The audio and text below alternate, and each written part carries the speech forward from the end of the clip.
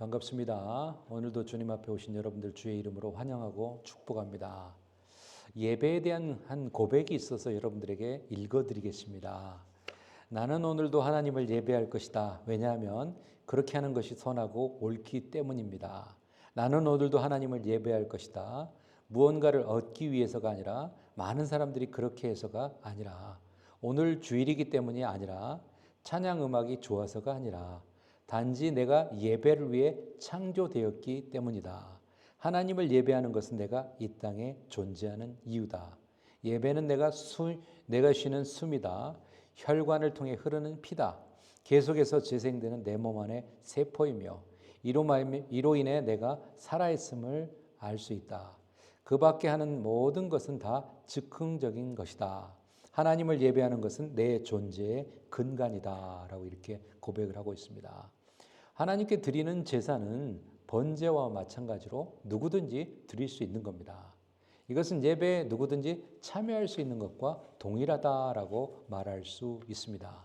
그런데 이스라엘의 5대 제사 가운데 소제는 특별한 제사입니다. 제사 중에서 유일하게 곡물로 드려지는 그런 제사가 바로 소제입니다. 소제의 의미는 하나님께 대한 헌신과 충성을 나타내는 그런 제사입니다. 그러므로 이제 이 제사는 회막이나 성전에서 드려지는 것으로 끝나는 게 아니라 삶 속에서 완성되는 것이 바로 소제라는 거죠. 예배 그 자체가 하나님에 대한 헌신이고 충성입니다. 그러므로 바른 예배는 그 헌신과 봉사를 삶 속에서도 지속하게 하는 거라는 거죠. 그렇다면 소제를 하나님께 드릴 때 반드시 지켜야 할 규칙들이 있는데 어떤 것들이 있는지 우리가 함께 살펴보도록 하겠습니다. 첫째로 소제를 하나님께 드릴 때 반드시 지켜야 될 규칙 첫 번째는 고운 가루를 예물로 삼아야 됩니다. 본문 1절에 보죠. 누구든지 소제의 예물을 여호와께 드리려거든 고운 가루로 예물을 삼아 그 위에 기름을 붓고 또 그 위에 유향을 놓아라고 얘기합니다. 이 소제라고 하는 단어는 원문에 보면 민하라고 하는 단어인데요. 이것은 선물 또는 곡물이라는 뜻입니다. 그런데 기본적으로 어떤 사람이 보다 높은 사람의 호의를 얻기 위해서 드리는 예물, 그것을 나타내는 게 바로 이 소제라고 하는 민하라고 하는 단어입니다.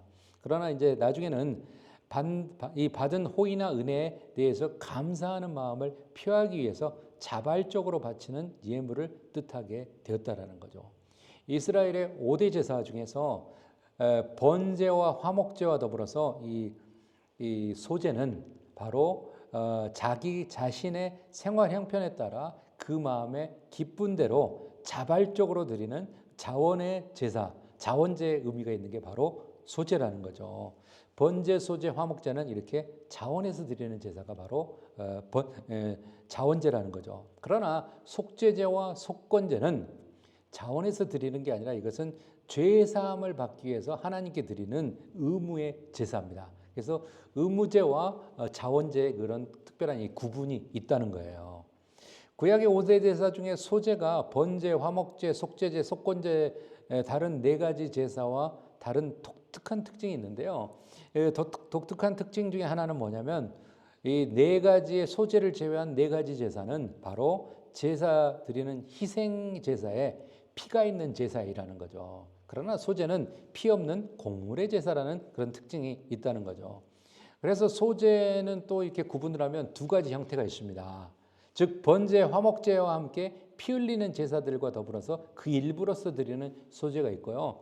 본문의 경우에는 바로 이것은 백성들이 하나님께 감사와 충성을 표현하는 이유로서 피 흘리는 제사와는 관계없이 드리는 그런 제사라는 거죠. 그래서 독자적인 소제가 바로 본문에서 말하는 이 소제라는 거죠. 소제를 드리는데 그 곡식을 어떻게 드리느냐? 고운 가루로 드려야 된다라고 얘기합니다. 고운 가루라고 하는 솔레트라고 하는 이 단어는 흔든다라는 그런 뜻을 갖고 있습니다. 이 말은 고대 이스라엘 백성들이 고운 가루를 골라내기 위해서 이 빻는 가루를 이렇게 흔들었다고 해요. 거기서 나온 게 이제 고운 가루라고 하는 이 솔레트라고 하는 단어가 나왔다는 거죠. 그래서 소재의 예물이 되는 고운 가루는 먼저 인간과 관련되어서 겉모습이 완전히 깨어진 후 순결한 심령으로 하나님을 섬긴다라고 하는 그런 상징이 있다는 거죠. 곡식에 그 알이 있는데 그것을 완전히 이렇게 갈아가지고 그 곡식의 형태가 없는 거예요. 그래서 제사에 그 곡식의 형태가 없고 그 곡식 자체만 있는 거라는 거죠. 그러니까 우리가 하나님께 예배 드리는 것도 우리 자신은 없고 우리 자신이 드리는 그 마음과 열정 이것만 있는 거라는 거죠. 그래서 나 자신이 나타나지 않는 거 이게 바로 온전한 예배 모델이다라고 하는 것을 우리는 생각합니다. 그럼 소제에서 지켜야 될 두 번째 규칙은 뭐냐? 소제물에는 기름을 부어야 된다는 거죠. 1절 하반절에 보면 그 위에 기름을 붓고라고 얘기합니다.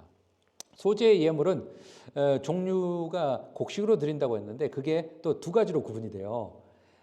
날 것과 이렇게 요리된 것, 이 두 가지로 구분이 되는데요. 요리된 경우에는 기름을 고운 가루와 섞어야 되는 그런 특징이 있었고요. 또 이제 요리가 되지 않는 것은 단지 기름을 붓기만 하면 됐다고 합니다. 그래서 이 기름이라는 것은 어떤 기름이냐면 감람나무 열매로부터 짜낸 올리브 기름을 얘기하는데요. 이것은 영적으로 이 기름은 성령의 사역을 상징한다는 거죠. 그래서 하나님께 드리는 제사는 성령의 역사가 있고 오늘날의 예배도 역시 성령의 역사가 있어야 되는 거라는 거죠. 그래서 우리는 성령의 하나님이 함께함으로써 우리가 감동받고 은혜 받는 것 그게 바로 오늘의 예배라는 것을 보게 됩니다. 세 번째로 소제에 지켜야 될 규칙은 바로 유향을 사용했다는 거죠. 본문 2절을 보면 아론의 자손 제사장들에게로 가져갈 것이요 제사장은 그 고운 가루 한 움큼과 기름과 그 모든 유향을 가져다가 기념물로 제단 위에서 불사를 지니 이는 화제라 여호와께 향기로운 냄새니라라고 얘기합니다. 유향을 가져다가라고 얘기합니다. 이것은 유향이라는 것은 감람나무, 올리브나무에 속하는 유향나무로부터 짜낸 고급 향료를 얘기하는데요. 이것을 첨가하는 의미는 제물의 향기를 풍기기 위한 거라는 거죠.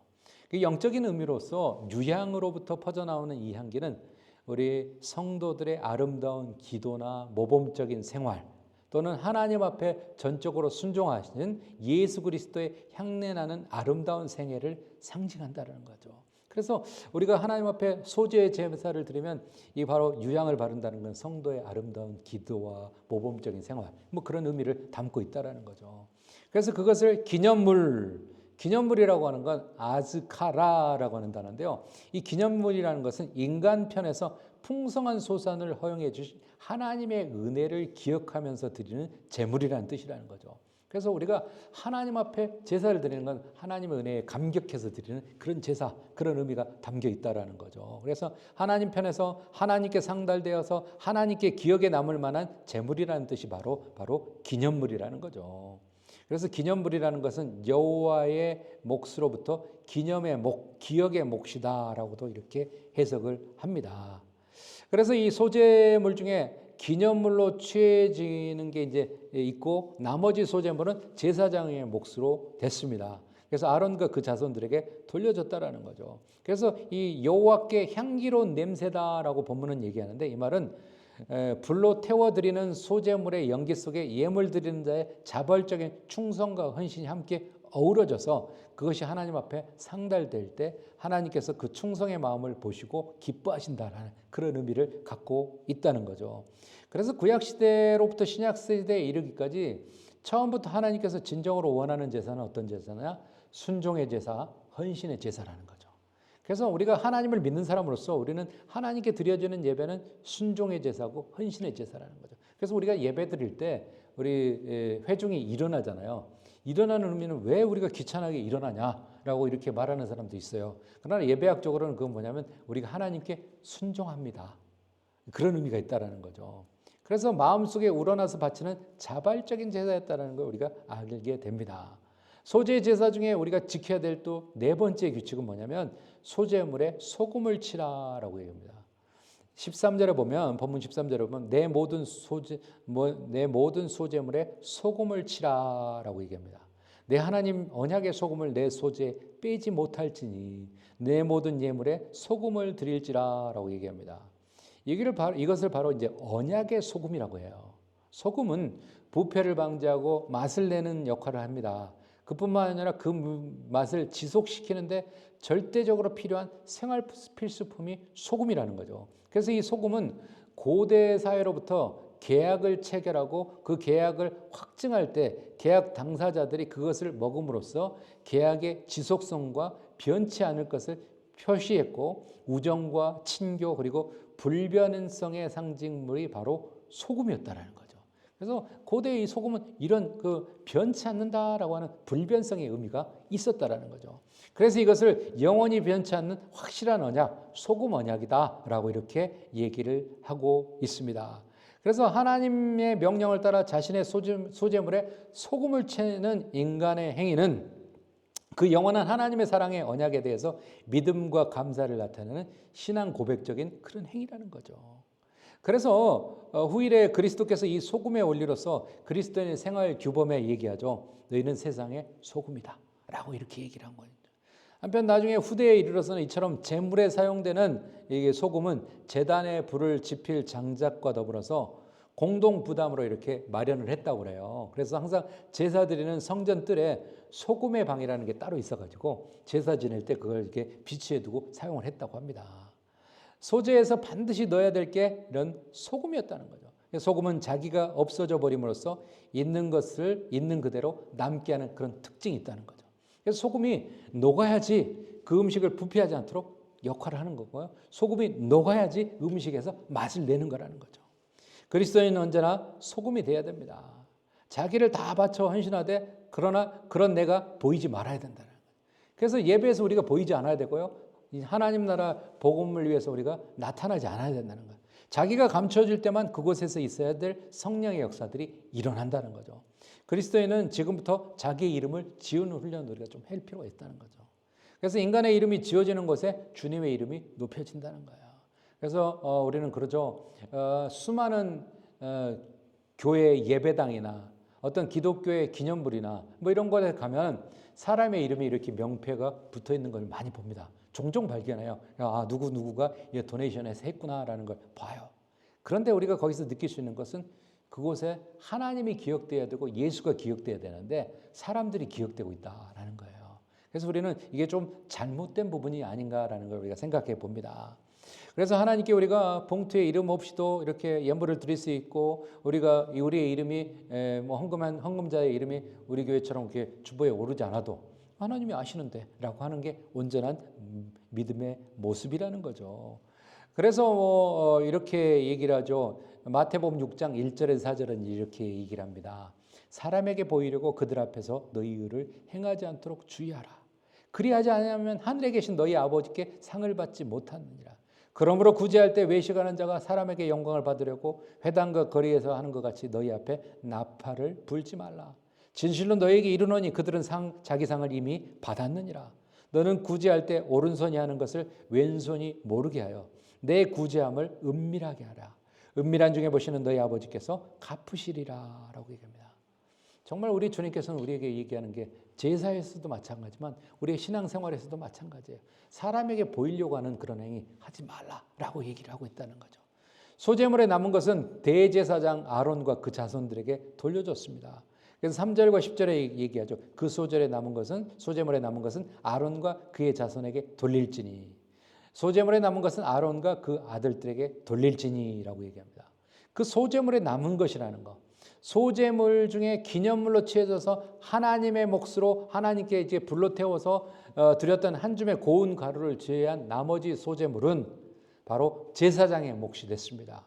그들에게 돌려줬다는 거죠. 그래서 제사장들이 그것을 회막의 거룩한 것, 회막의 뜰에서 그걸 먹었습니다. 그러나 제사장의 위임식 때 제사장들이 여호와께 바친 소제물은 모두 여호와의 몫이 됐기 때문에 온전히 제단 위에서 불살랐기 때문에 제사장이 먹을 수 없었다는 거죠.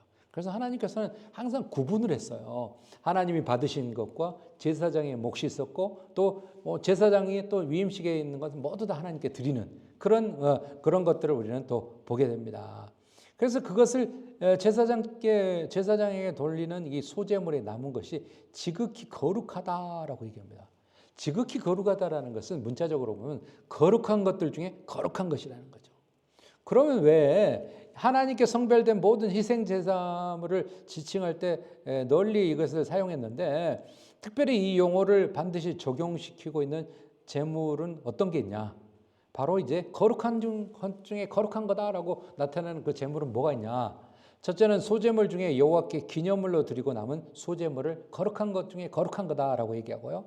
두 번째는 속죄제와 속건제의 희생예물 중에 제단 또는 진 밖에서 불태워지지 않는 제물에게 그렇게 얘기를 했고요. 성소 북쪽에 비치된 진설병에 그렇게 얘기를 했고요. 분향단에 쓰일 향을 그렇게 얘기했습니다. 그리고 특별히 구별돼서 여호와께 봉헌된 모든 예물들을 거룩한 것 중에 거룩한 거다라고 얘기를 했다는 거죠. 반면에 이 용어를 적용시키지 않은 건 뭐냐? 첫째가 번제물이고 위임식 대사장이 드린 소제물이다. 왜? 그거 다 하나님께 드리는 거기 때문에. 하나님께 다 드리는 것은 그렇게 하지 않았다는 거죠. 그렇다면 왜 그렇게 이렇게 구분을 했을까? 그것은 하나님께 돌려지는 제물을 제외하고 하나님께 드리는 건 다 이제 번제단 위에서 다 태워버리기 때문에 불살려져 버렸기 때문에 아무것도 남지 않잖아요. 그런데 왜 그거 외의 것들을 이렇게 거룩한 거라고 구별했냐? 이것은 그 제물의 구별됨을 강조하기 위한 거라는 거죠. 잘못했을 때 그것은 하나님께 드려진 제물의 잘못된 것으로 구분되기 때문에 구별하기 위해 그렇게 했다는 거죠. 그래서 아론과 그 아들들에게 돌릴지니 소제물 중에 하나님께 불살려지고 남는 그것을 기념물로서 하나님께 드려줬고 나머지 게 이제 제사장의 몫으로 드렸어요. 그래서 그것을 지극히 거룩한 것 중에 거룩한 거다. 왜? 이것도 다 하나님께 드려져야 맞는 건데 제사장은 하나님의 사역만 하기 때문에 그들을 살 수 있도록 하나님이 그렇게 배려하고 있는 거라는 걸 보게 됩니다. 그래서 이게 제사장의 양식으로 쓰여졌어요. 그래서 이것을 또 양식을 거룩한 것 회막들에서 먹었다는 거. 일반 백성이나 심지어 제사장이 아닌 레위인들조차도 이 지극히 거룩한 음식을 먹을 수 없었다는 거죠. 그게 구분이 되었었다는 거죠. 그렇다면 이 소제 제사를 우리가 생각할 때 소제 제사를 드릴 때 금지하는 게 있어요. 반드시 지켜야 될 게 있었다는 거죠. 그게 바로 뭐냐? 누룩이나 꿀을 넣지 말라라고 얘기합니다. 5절과 10절에 똑같이 얘기를 하는데요. 철판에 붙인 것으로 소제 예물을 드리려거든 고운 가루에 누룩을 넣지 말고 기름을 섞어라 라고 얘기하고요. 11절에 보면 그러죠. 너희가 여호와께 드리는 모든 소제물에는 누룩을 넣지 말지니 너희가 누룩이나 꿀을 여호와께 화제로 드려 사르지 못할지냐. 누룩을 넣지 말라라고 얘기해요. 누룩이라고 하는 것은 요즘에 말하면 이스트예요. 이스트. 누룩을 넣지 마라. 누룩을 신속히 발효시키는 성질이 있어요. 그리고 누룩을 넣으면 이게 부풀어지는 역할을 하죠. 그럼 왜 누룩을 넣지 말라고 했을까? 이것은 성경적 의미를 보면 죄의 빠른 전염성과 그로 인해서 부패를 상징하는 거라는 거죠. 누룩이라는 거. 따라서 여호와께 드리는 거룩한 소제물에는 누룩을 넣을 수 없었다는 거죠. 그럼 왜 누룩과 꿀을 그렇게 넣지 말라? 이것을 엄격히 금지했을까? 이것은 바로 누룩이나 꿀은 발효성을 지닌 식품이기 때문에 누룩은 성경에서 주로 죄와 사악한 교만과 위선 이런 걸 상징할 때 사용하는 게 누룩이었다는 거죠. 꿀은 세상적인 유격적인 안락이나 쾌락을 상징할 때 그렇게 사용을 했어요. 그래서 그걸 사용하지 말라라고 했고요. 두 번째 누룩과 꿀을 사용하지 말라고 하는 이유 중에 하나는 뭐냐면 이방인들의 제사의 제물에 누룩과 꿀이 많이 사용됐다는 거예요. 그래서 이방인들과 하나님께 드리는 제사는 구분하기 위해서 하나님이 그렇게 했다는 거죠.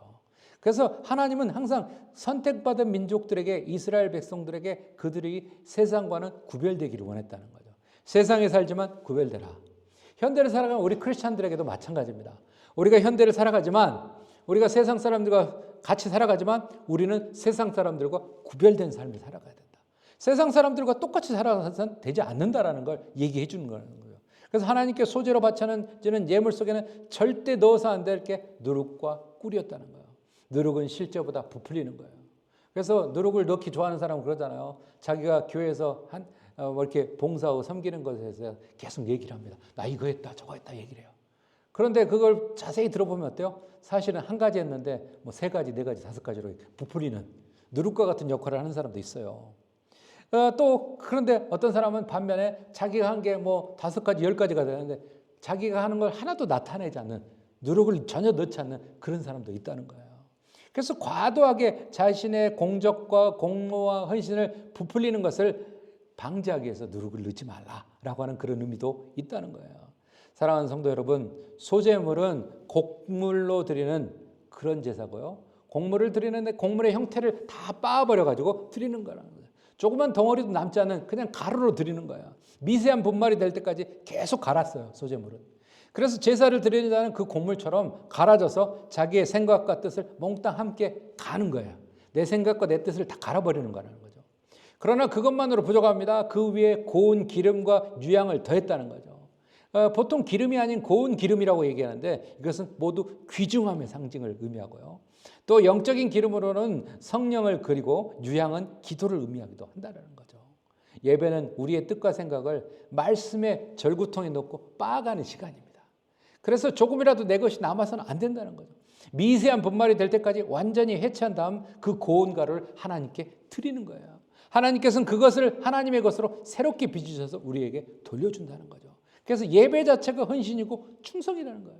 그래서 우리는 예배에 내 이름이 왜 안 나오나, 예배 시간에 내 얼굴이 왜 안 나오나 라고 생각하지 말자라는 거죠.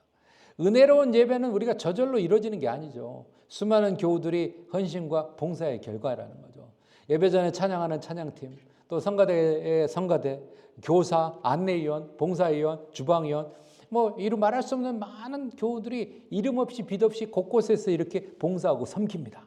그러면서 교회가 그 예배가 시작되는 거예요. 이런 의미에서 예배는 그 자체가 헌신이고 봉사라는 거죠. 그래서 주일 아침 일찍부터 헌신하는 그런 사람의 예배와 예배 시간이 거의 가까워지거나 거의 지나가지고 오는 사람의 예배는 동일할 수 없다는 거예요. 그래서 그리스도인의 헌신은 타인을 위한 거지만 그 결과는 결국은 자기에게 유익이 있다는 겁니다. 헌신은 고운 기름과 유향으로 하는 겁니다. 쓰다 남은 것으로 하는 것은 동정이에요. 헌신이라는 것은 귀한 것을 내 바쁘고 분주한 시간에서 귀한 시간을 빼서 하나님께 드리는 것, 그게 헌신입니다. 내 귀한 물질에서 내가 그거 정말 소중하지만 거기서 하나님 앞에 구별해서 드리는 게 헌신이라는 거죠. 아무리 바쁘다 할지라도 그 귀한 시간을 조금 쪼개서 헌신하는 훈련, 그것을 시작하면 우리의 헌신은 조금씩 하늘나라에 쌓여지는 거예요. 그런데 그것이 시작하지 못하면 내가 내일부터 하지, 내가 다음 주부터 하지 하면은 우리가요 죽어서 관 속에 누울 때까지 한 번도 헌신을 쌓을 수 없게 된다는 거예요. 하루가 24시간이라는 것은 우리가 태어나기 전에도 24시간이었고요. 태어난 후에도 24시간이고요. 지금도 24시간입니다. 우리가 이 땅에서 이 세상을 끝마칠 때까지, 죽을 때까지 변함없는 게 우리에게 주어진 24시간은 동일하다는 거예요. 그 24시간에게 우리가 이 24시간에서 하나님 앞에 헌신하고 드려지는 것, 그게 우리에게는 바로 온전한 예배드리는, 헌신하는 그런 삶이라는 겁니다. 레위기 2장 11절에서 13절은 다시 한번 보죠. 너희가 여호와께 드리는 모든 소제물에는 누룩을 넣지 말지니 너희가 누룩이나 꿀을 여호와께 화제로 드려 사르지 못할지니라. 처음 익은 것으로는 그것을 여호와께 드릴지나 향기로운 냄새를 위하여 제단에 올리지 말지며 내 모든 소제물에 소금을 치라. 내 하나님의 언약의 소금을 내 소재에 빼지 말지니 내 모든 예물에 소금을 드릴지니라 라고 얘기합니다. 기독교의 웨스트민스터 신앙 고백에 보면 그 웨스트민스터 신앙 고백에 보면 소요리 문답 1번 중에 또 하나가 뭐냐면 인간됨의 최고의 목적이 뭐냐라고 얘기했을 때 답은 그렇습니다. 하나님을 영원하게 하고 그분을 즐거워하는 것이다 라고 얘기합니다. 다른 말로 하면 우리는 그렇게 하도록 창조되었고요. 그것이 인간의 가장 중요한 거라는 거죠. 그래서 하나님이 우리를 창조하는 것은 우리가 하나님을 영원하게 하고 그분을 즐거워하는 거죠. 영원히 즐거워하는 거. 우리 주 하나님은 한 분이신 하나님이고 우리 하나님은 하나님의 존재와 우리의 존재 때문에 그분을 사랑하고 예배한다는 거죠. 그렇게 하는 것이 선하고 옳으며 그렇지 않은 것은 교만이다라는 거죠. 그래서 우리는 그분의 피조물이고 그분은 창조주이다. 우리는 사람에 불과하고 그분은 하나님이다. 예배하는 피조물은 우리만 있는 게 아니라고 성경은 얘기해요. 시편에 보면 그러죠. 들에 있는 나무들이 손뼉치고 산들이 노래를 바라며 궁창이 끊임없이 하나님의 영광을 선포한다라고 말하고 있습니다. 우리는 그분의 초장에 거하는 양이고 그분은 목자 되신다라는 거죠. 그분을 예배하지 않는 그 어떤 것도 무의식 중에 우리를 그분의 자리에 갖다 놓는 거예요. 그래서 우리는 그분의 피조물로서 겸손하게 그분은 창조주시고 하나님 우리의 창조주시고 우리는 피조물이다. 그래서 우리는 하나님께 우리 자신을 내세우지 않고 우리는 가루가 되어서 온전히 소재가 되어서 하나님께 충성과 헌신을 다하는 게 우리의 삶의 자세이고 예배의 자세라는 거죠. 진심으로 하나님을 예배하고 싶지 않은 사람은 아무도 없을 겁니다. 진심으로 하나님을 예배하고 하나님께 경배드리고 그런 삶을 살려고 우리 크리스천들 많이 해요. 그러나 우리가 그러한 정신을 잃어버렸기 때문에 그렇게 하지 못하고 인간의 모습이 불쑥불쑥 나오고 인간의 얼굴이 튀어나오는 거라는 거죠. 하나님께 온전한 진심으로 드리는 예배를 통하여 하나님을 만나고 예배를 통하여 하나님께서 주시는 은혜를 누리고 그 예배 시간을 통하여 하나님을 만나는 하나님만이 나타나는 시간이 되도록 힘쓰는 저와 여러분 모두가 되시길 주님의 이름으로 축원합니다. 기도하겠습니다. 하나님, 소재의 제사는 번제와 마찬가지로 자원해서 드리는 제사입니다. 그 제사에서 인간의 모습은 감춰주시고 하나님만이 나타나는 게 온전한 제사입니다. 곡식의 모양들이 있지만 다 갈아서 곡식의 형태가 하나도 없고 가루로서 하나님께 드려지는 게 소재의 제사입니다. 충성과 헌신의 제사입니다. 하나님, 때로는 우리가 예배를 통하여 우리의 얼굴이, 우리의 이름이 나타나기를 우리가 소망할 때가 참 많았죠. 하나님, 우리가 그 생각을 버리게 도와주시고 이제는 하나님, 우리가 하나님만을 나타내게 도와주시고 하나님만을 높여드리며 하나님께만 영광 돌리는 그런 믿음의 백성의 삶을 살아가기를 원합니다. 진심으로 하나님을 예배하고 하나님 온전한 진심으로 드리는 예배를 통하여 하나님을 만나고 예배를 통하여 하나님께서 주시는 은혜를 누리고 그 예배 시간을 통하여 하나님만이 나타나는 그런 진정한 예배드리는 그런 삶을 살아가는 우리 모두가 되게 도와 주옵소서. 예수 그리스도 이름 받들어 간절히 기도하옵나이다. 아멘.